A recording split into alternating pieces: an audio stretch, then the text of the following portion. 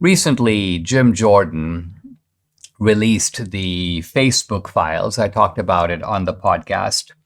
And the Facebook files details some fairly extensive efforts between the Biden administration and Meta, or Facebook, collaborating together. In some cases, the Biden regime putting pressure on Facebook. In some cases, Facebook responding or accommodating the requests or demands of the Biden regime. And this was presented by Jim Jordan in the Facebook files as very much governmental collusion. The government is pressuring Facebook or Meta to do its bidding. And that is sort of one storyline, and there's a lot of truth to it. And you can see Facebook is, in some cases, a willing participant, but in other cases, they're like, the Biden people want us to do more. Okay, let's do more, and so on. But there is a rival theory about what's going on here that needs to be considered. And that is that the real story here is not Biden pressure on Facebook. That is part of the story. But when you recognize that these platforms, the old Twitter before Elon Musk bought it, or YouTube, which is owned by Google, or Facebook now, they are themselves active censors. And if the Biden people are asking them to do it, they're just helping these guys do what they would do anyway. The real story is not so much the Biden regime driving this.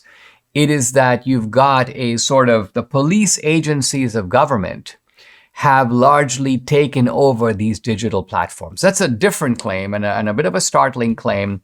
And it's a claim made by a guy on Twitter. His code name, or at least his Twitter handle, is name redacted 247.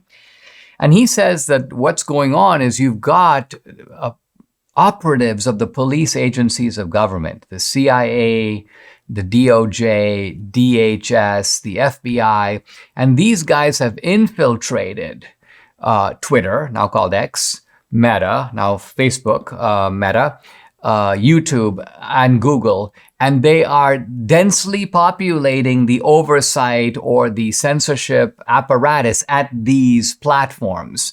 They are very actively involved. They have a lot of power, and they are the ones who are using their power to do election interference both in the United States and around the world. This is a very interesting angle of the whole thing. And this fellow named Redacted, who's a good researcher, I've shared his material at other times, he says that he uses as an example a guy named Aaron Berman.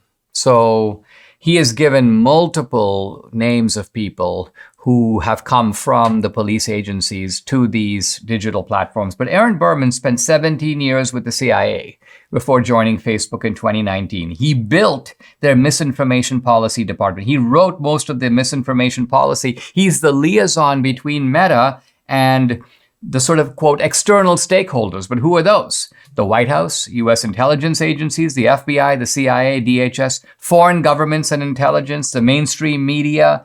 And so this is a guy who's manipulating Facebook coverage or Facebook policy regarding the 2020 election, COVID-19, Ukraine, and also elections in other countries. And then we see that Meta has been actively involved in not just US elections, suppressing narratives, advancing narratives, but also in other elections. So Berman, for example, posted about Meta's election interference in Kenya in the 2022 election, in which Meta partnered with all kinds of fact checkers, AFP, Pesa Check, Africa Check, to review content in English and Swahili. They were also involved in, quote, combating misinformation for the 2022 Philippine election. Berman posted about Meta's election interference in Nigeria's 2023 election, in which they partnered with local radio stations to create what they called no false news zones. And they ran ads on Facebook and radio in 4 different languages: Yoruba, Hausa, Pidgin, and Igbo. So what you see here is a police state operation to control the flow of information, not just in the United States, but in other countries. And this is Facebook is moving into an election interference mode right at the time when all these countries are having elections. Now, again, there are disputed issues in these countries. And so for Meta to decide, we're going to advance this narrative, we're going to suppress these people, this is outright election interference. This is anti-democratic spook activism being driven by people in the police agencies of the US government. So one way to look at all this, as I said, is the sort of Jim Jordan narrative, which is also the narrative of the people suing the Biden administration, Missouri versus Biden, and that is government collusion with the private sector. But the other way to look at it is as a sort of police state or deep state operation to infiltrate these digital platforms and control and regulate, or which is another way of saying subvert democracy, not just in the United States, but around the world.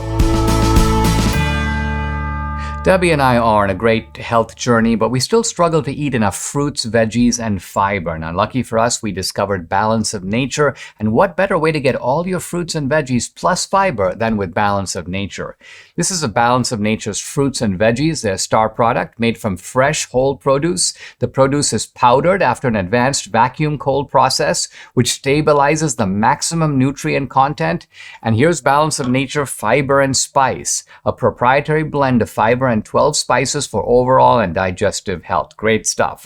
Start your journey to better health right now. This is the final week to get free fruits and veggies travel set plus $25 off your first order as a preferred customer when you use promo code AMERICA. Call 800-246-8751. That's 800-246-8751, or go to balanceofnature.com. Use discount code AMERICA.